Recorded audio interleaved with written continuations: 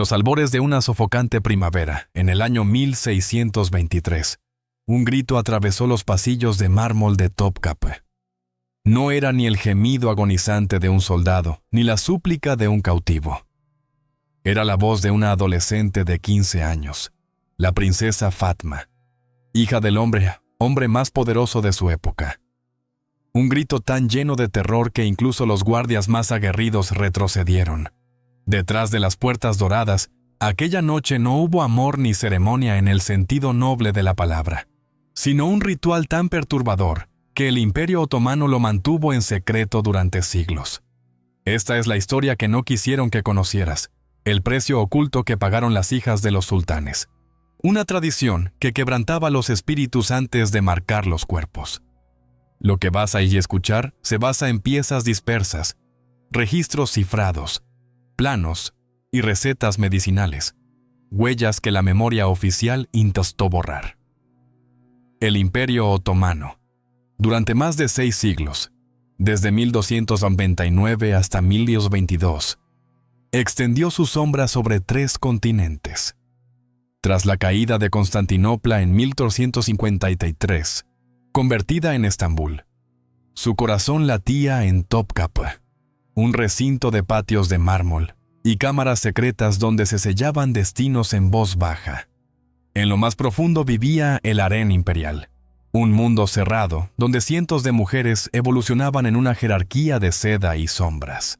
A partir de la década de 1530, cuando Solimán el Magnífico elevó a Hurrem al rango de Haseki Sultán, el harén dejó de ser un simple lugar de placeres para convertirse en un teatro de intrigas políticas. Allí se formaba a jóvenes procedentes de Europa o del norte de África, a las que se instruía en música, poesía, costura y, sobre todo, obediencia. Algunas alcanzaron una influencia considerable durante lo que se conoce como el Sultanato de las Mujeres, cuando figuras como Kösem Sultan o Turhan Hatise guiaron, tras los claustros, el rumbo de un imperio. Pero mientras que las concubinas podían ascender, las hijas nacidas de sangre imperial eran tratadas como moneda de cambio política. Sus matrimonios cimentaban lealtades, aseguraban provincias y encadenaban a pachás endurecidos al trono. Su futuro estaba trazado con letras invisibles desde la cuna: ser entregadas a quien mejor sirviera a la razón de Estado. En este mundo nació la princesa Fatma, hija del sultán Ahmed y de la temible Kösem, una mujer poderosa que reinaría durante décadas entre bastidores. Criada en Topkapi, Fatma sorprendía por su vivacidad de espíritu. Dominaba varios idiomas, practicaba una caligrafía que los poetas alababan como una luz hecha a mano, interrogaba a los astrónomos sobre los movimientos estelares, devoraba manuscritos de historia, filosofía y geografía. Bella sin duda, pero sobre todo ávida de conocimiento. En sus cuadernos anotaba las fases lunares y esbozaba las maravillas arquitectónicas que soñaba con construir. Nada de eso la protegería. A los 14 años, en un consejo al que no fue invitada, se decidió entregarla a Kara Mustafa Pacha, un comandante de guerra mayor, marcado por las campañas contra Persia y famoso por su implacable eficacia. Para él, este matrimonio era un peldaño más en su carrera. Para ella, la apertura de un abismo. Porque mucho antes de la noche de bodas, comenzaron a moldearla metódicamente. Una fría mañana de diciembre de 1622, la llevaron a lo más profundo del harén. Su madre permaneció impasible. La fecha de la boda se fijó para mediados de marzo del año siguiente. A partir de ese día, comenzó lo que se denominaba la formación sagrada. No se trataba de una simple educación en etiqueta, sino de un programa de demolición psíquica destinado a producir una sumisión sin fisuras. Una matrona anciana y austera se hizo cargo de las operaciones. Llevaron a Fatma a la habitación nupcial. Madera oscura, alfombras gruesas que amortiguaban los pasos, ventanas ocultas, lámparas de aceite que proyectaban sombras que bailaban sobre cortinas que mostraban esposas ejemplares. Desde que se levantaba hasta el mediodía, le imponían las 18 posturas de humildad. No eran simples reverencias. Cada gesto obedecía a un ángulo, un ritmo, una intención. Saludar, servir, retirarse, someterse. El cuello debía inclinarse en un ángulo preciso. Las manos no debían sobrepasar el corazón. Los pasos debían ser cortos y mesurados. A fuerza de repeticiones, el cuerpo se doblegó ante la mente. El automatismo colonizó la voluntad. Luego vino la voz. Se redujo su léxico a 43 fórmulas autorizadas.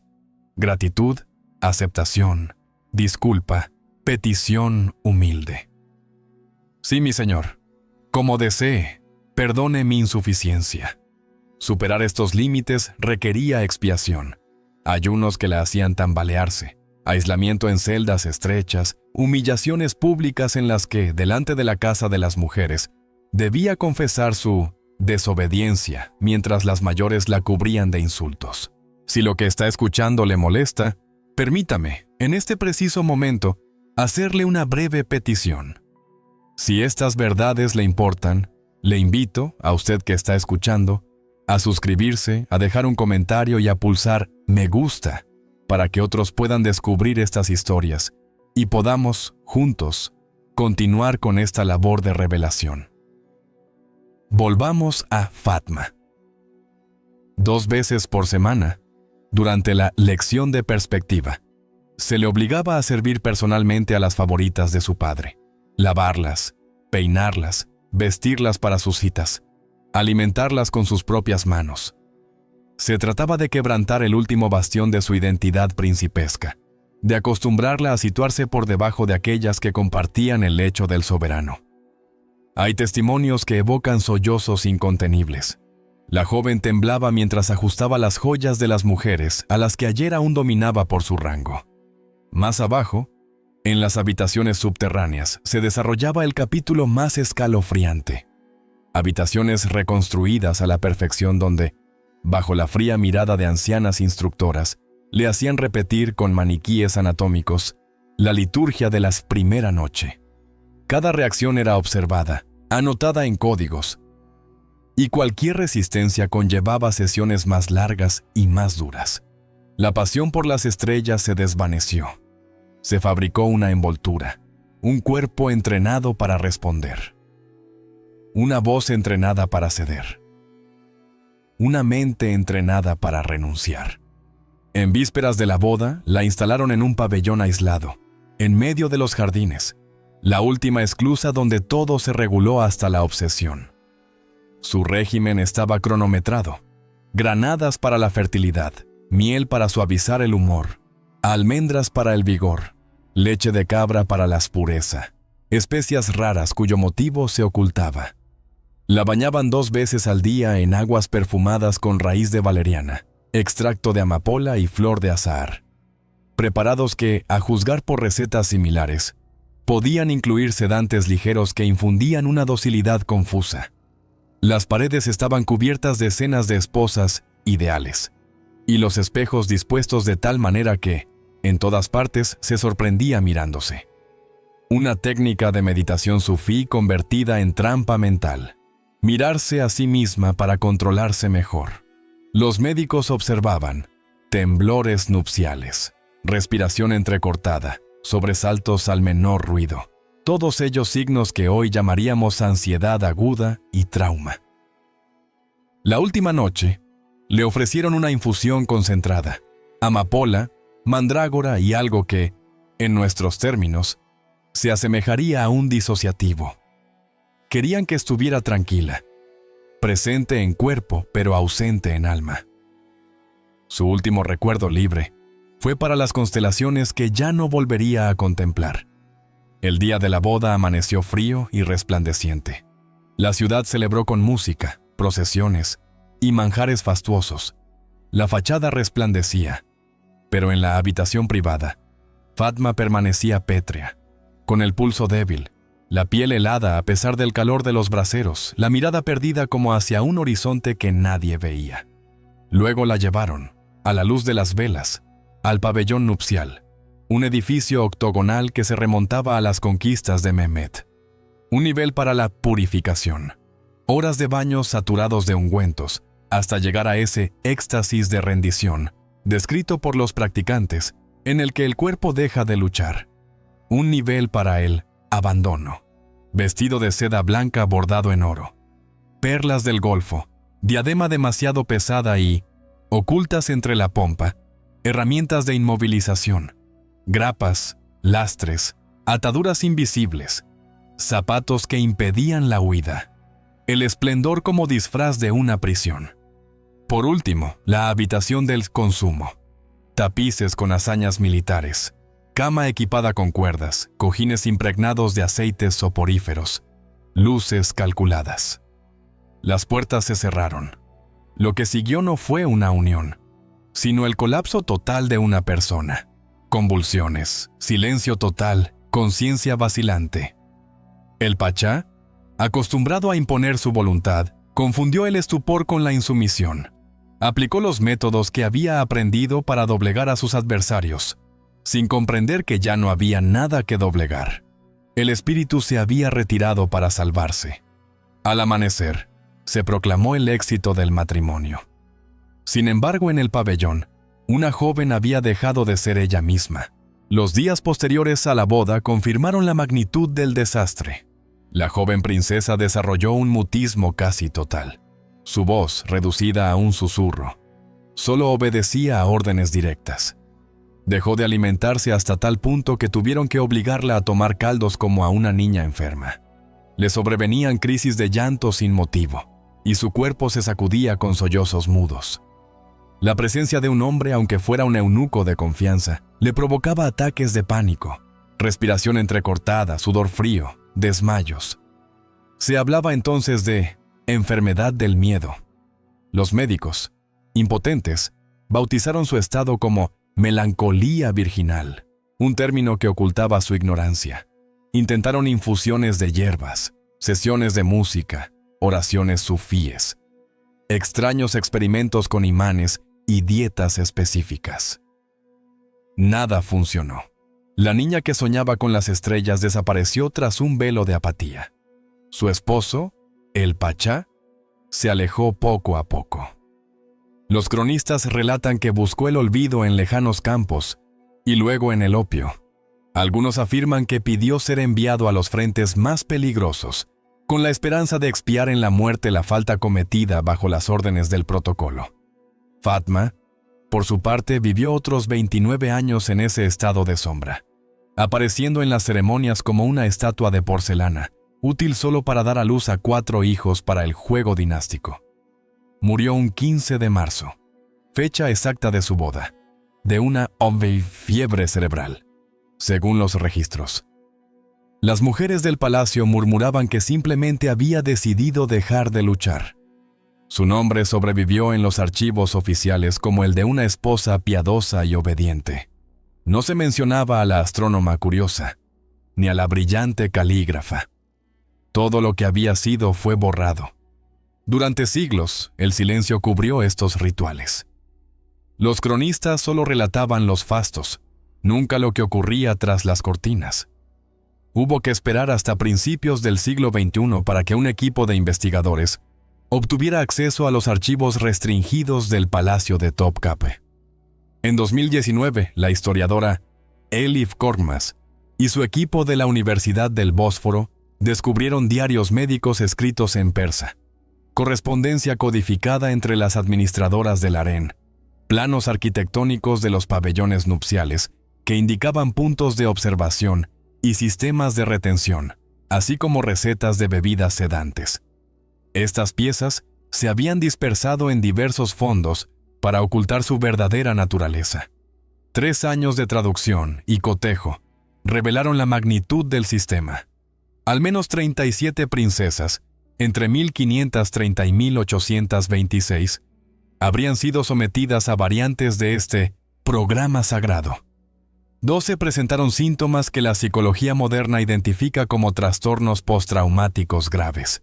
5 se quitaron la vida. 8 desaparecieron por completo de los registros.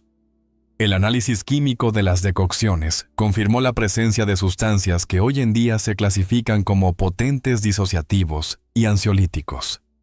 Los métodos descritos recordaban a los estudiados en las investigaciones contemporáneas sobre la manipulación mental y la sumisión aprendida. La publicación de estos resultados provocó acalorados debates. Algunos historiadores nacionalistas clamaron contra la difamación, otros invocaron el relativismo histórico. Juzgar el pasado con los criterios del presente, decían, es injusto. Sin embargo, los especialistas en traumas fueron unánimes. Se trataba de un sistema organizado de tortura psicológica destinado a aniquilar la voluntad autónoma. Estos descubrimientos incitaron a investigadores de otros países a revisar el destino de las mujeres de la realeza en otros lugares. Se sacaron a la luz prácticas similares, aunque menos codificadas, en algunas cortes europeas, en la ciudad prohibida de la China imperial o en las aristocracias de Asia y África. En todas partes se aplicaba la misma lógica: convertir el matrimonio en un instrumento de dominación política, a costa del sacrificio interior de las mujeres. Lo que revela la tragedia de Fatma es que el poder absoluto no protege a nadie, ni siquiera a los propios hijos. El mundo exterior imaginaba a las princesas otomanas nadando en el lujo, colmadas de honores y joyas. La verdad era una jaula de oro donde se sacrificaba a las niñas para mantener la maquinaria imperial. Esta crueldad no era un capricho, sino un método. El dolor como estrategia, la docilidad como política, la ruptura del espíritu como rito. Las autoridades del harén habían comprendido, incluso antes que la ciencia moderna, que el control más eficaz no es físico, sino mental. Llevar a la víctima a autocontrolarse, a impedirse a sí misma resistirse. Lo que aún hoy nos hiela la sangre no es solo lo que sufrieron, sino el silencio que siguió. El aparato estatal borró los gritos bajo las ceremonias. Sustituyó a las víctimas por esposas veneradas. Durante 6 siglos, reinó la versión oficial, hasta que investigadores pacientes reunieron las piezas dispersas de una verdad silenciada. Entonces surge la pregunta: ¿cuántos otros secretos yacen aún en los archivos reales? ¿Cuántos rituales de poder subsisten bajo otras formas, otros nombres? Y, sobre todo, ¿cuántas voces silenciadas esperan aún ser escuchadas? La historia de Fatma nos recuerda que el pasado no es solo una sucesión de conquistas y reinados, sino también un cementerio de voces silenciadas. Dar vida a estas historias es más que un acto de memoria, es un gesto de justicia. Cuando las escuchamos, devolvemos el rostro a quienes han sido borrados y nos negamos a que el sufrimiento sea relegado con el pretexto del orden o la gloria. Este ritual, que se suponía que preparaba a las esposas perfectas, no era más que un mecanismo de obediencia total. Una noche de bodas que se suponía que uniría a 2 familias, se convirtió en una escena de desmembramiento interior. Y una joven que soñaba con leer las estrellas, pasó 29 años siendo solo un fantasma antes de morir el día del aniversario de su desaparición. Al menos 37 princesas documentadas corrieron destinos similares, sepultadas bajo 6 siglos de silencio oficial. La historia de Fatma, ahora exhumada, sigue siendo una advertencia. Lo que el poder oculta no siempre está muerto. A veces, simplemente espera a que nos atrevamos a abrir la puerta de los archivos y miremos, sin rodeos, la parte oscura que hemos heredado. El silencio que rodeaba a Fatma acabó resquebrajándose con el paso del tiempo, pero su sombra aún se cierne sobre la memoria colectiva. Al revelar su destino, los historiadores no solo han contado una tragedia aislada, han puesto al descubierto la estructura de un poder basado en el miedo, la disciplina y el control de la intimidad. La formación sagrada, a la que se sometía a las hijas imperiales, no era solo una preparación para el matrimonio, sino una puesta en escena de la dominación política. Los sultanes querían yernos leales, no hijas libres. Cada unión sellada garantizaba la lealtad de un pachá, la estabilidad de una provincia, la continuidad del trono. En este frío cálculo, el espíritu de las princesas no tenía ningún valor. Se ofrecían como garantía de orden, instrumentos vivos de diplomacia, esposas sin voz al servicio de la razón de Estado. Este mecanismo no difería mucho del de los matrimonios concertados en otras cortes. En Versalles, Viena o Pekín, las jóvenes aprendían desde la infancia que sus cuerpos pertenecían al prestigio de su dinastía. Sin embargo, lo que distinguía al sistema otomano, según los documentos encontrados, era su rigor casi científico. Todo se medía, se anotaba y se registraba. Las posturas, las palabras, la respiración, incluso los latidos del corazón durante las pruebas. Esta preocupación por el control absoluto refleja una mentalidad política más amplia, la de un imperio obsesionado por la jerarquía, la lealtad y la apariencia de perfección.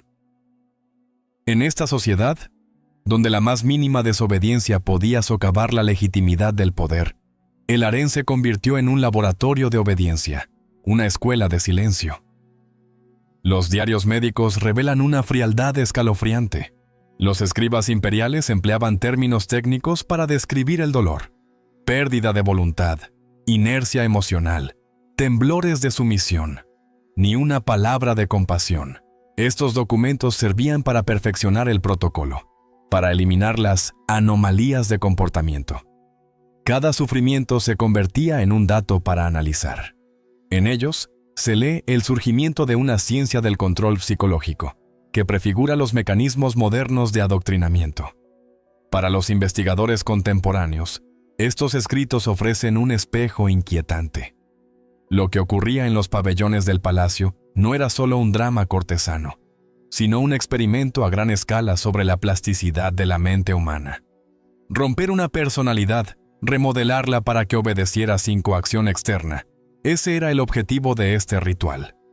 Las princesas no eran víctimas accidentales, sino conejillos de indias de un sistema que transformaba el dolor en método. Y, sin embargo, a pesar de toda esta maquinaria, a pesar de los siglos de silencio impuesto, quedan rastros de resistencia. Algunas princesas, en sus cartas codificadas o en poemas atribuidos de forma anónima, dejaron indicios de lucidez. Los versos evocan espejos sin reflejo, estrellas que ya no responden, jardines donde el viento solo habla a los que callan. Estos fragmentos, encontrados en los márgenes de los manuscritos, dan testimonio de un rechazo interior. Incluso encerrado, el pensamiento intenta sobrevivir. Al situar a Fatma en esta línea de voces silenciadas, se comprende mejor el alcance universal de su historia. Ella habla de todas aquellas a quienes un sistema, una religión, una dinastía o una ideología han obligado a callar. Cada época tiene sus rituales de obediencia. Antes eran las posturas de humildad, hoy quizá otras formas más sutiles, económicas, sociales o culturales. Pero la lógica sigue siendo la misma. El poder siempre teme al espíritu libre, sobre todo cuando habita en una mujer. Las revelaciones de 2019 tuvieron un impacto inesperado. Artistas, escritores y cineastas se apoderaron de ellas para reinventar la figura de Fatma como símbolo de la conciencia despierta en un mundo de sumisión. Siones en Estambul, París y Berlín presentaron instalaciones en las que espejos deformantes reflejaban el rostro del espectador, recordando la vigilancia psíquica a la que estaba sometida la princesa. Los compositores transformaron las 18 posturas de humildad en secuencias musicales, en las que cada nota correspondía a un gesto prohibido.